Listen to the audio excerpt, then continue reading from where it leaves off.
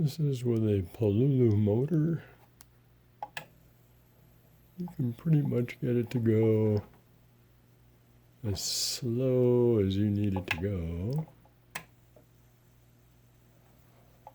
Speed it up, of course. It's not very noisy, and it's a bit smaller